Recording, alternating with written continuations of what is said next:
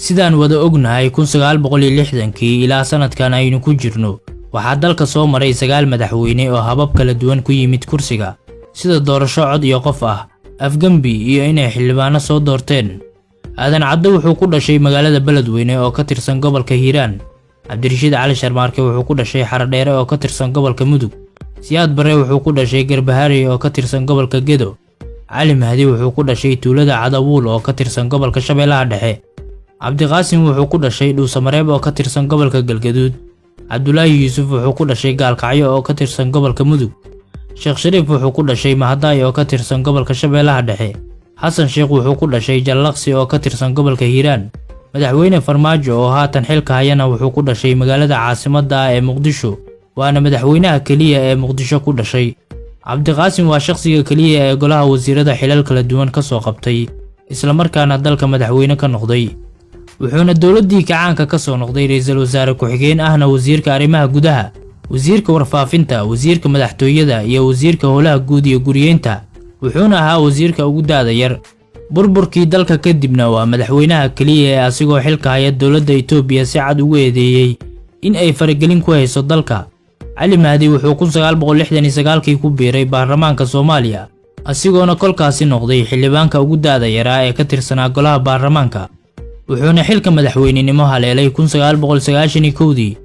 asigoona durba wajahay dood iyo dagaal lagu diidan yahay madaxweynenimadiisa wuxuuna dagaal qaraar kala kulmay General Ciidiid Cali Mahdi wuxuu xilkiisa ku ekaa 1995tii waxaana Ciidiid oo xilka ku haystayna la dilay 1996dii ilaa laga soo gaarayna sanadkii 2000 kursiga madaxweynenimo wuxuu ahaa mid booreystay oo aan cidna ku fadhiisan Siyaad Barre iyo Cabdirashiid Cali Sharmaarkana waxay dhasheen labadooduba sanadka marka uu ahaa 1919kii Siyaad Barre iyo Cabdullaahi Yuusuf waa labada kaliya ee heer ka gaaray arrimaha ciidannimo kolkii uu Siyaad Barre afgambiga dalka kula wareegayna wuxuu xabsiga u taxaabay Cabdullaahi Yuusuf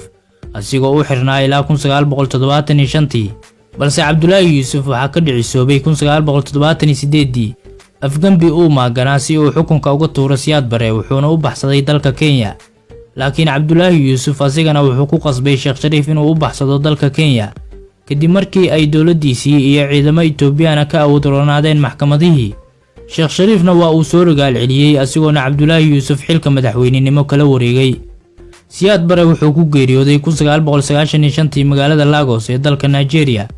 asigoo jira 75 sano halka uu Cabdullaahi Yuusuf ku geeriyooday 2012dii magaalada Dubai ee dalka Imaaraadka waliba asigoo jira 78 sano wuxuuna sidoo kale aadan cadde ku geeriyooday 2007dii magaalada Nairobi asigoo jira 99 sano halka Cabdirashiid Cali Sharmaarke uu yahay madaxweynaha kaliya ee la dilay waxaana la toogtay 15 Oktoobar 1969kii asigoo ah 50 jir Sheekh Shariif waa madaxweynaha ugu garan og diinta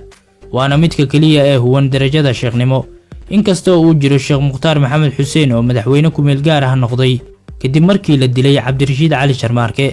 wuxuuna xilka hayay 15 Oktoobar 1969kii ilaa 21 Oktoobar 1969kii oo ah marka uu Siyaad Barre xukunka ku qabsaday afgambiga waxaa dhacday madaxweynayaashan in 4 kamid ah ay dalka mar qura ka noqdeen madaxweyne iyo ra'iisul wasaare sida aadan cadde oo mar madaxweyne ka noqday dalka isla markaana ra'iisul wasaare uu u noqday Cabdirashiid Cali Sharmaarke 1960kii ilaa 1964tii iyo Sheekh Shariif oo 2010kii xilka ra'iisul wasaare u magacaabay madaxweyne Farmaajo Xasan Sheekhna waa madaxweynaha kaliya ee ka baxay jaamacadda ummadda Soomaaliyeed sanadka marka uu ahaa 1981dii inkastoo madaxweyne Farmaajo uu dugsigiisa sare ku qaatay dugsigii farsamada gacanta ee Lafoole sidoo kale Xasan Sheekh waa madaxweynihii ugu horeeyay ee aan ku meel gaar ahayn ee Soomaaliya yeelato kadib burburkii madaxweyne aadan cadde wuxuu ahaa madaxweynihii ugu horeeyay Soomaaliya laakiin sidoo kale wuxuu ahaa madaxweynihii ugu horeeyay ee Afrika ee xilka u wareejiya si nabad ku dheehan tahay guud ahaan ma jiro madaxweyne 2 jeer la doortay Siyaad Barre waa gooni oo waa uu ka duwan yahay dhammaantood oo wuxuu kursiga ku fadhiyay 21 sano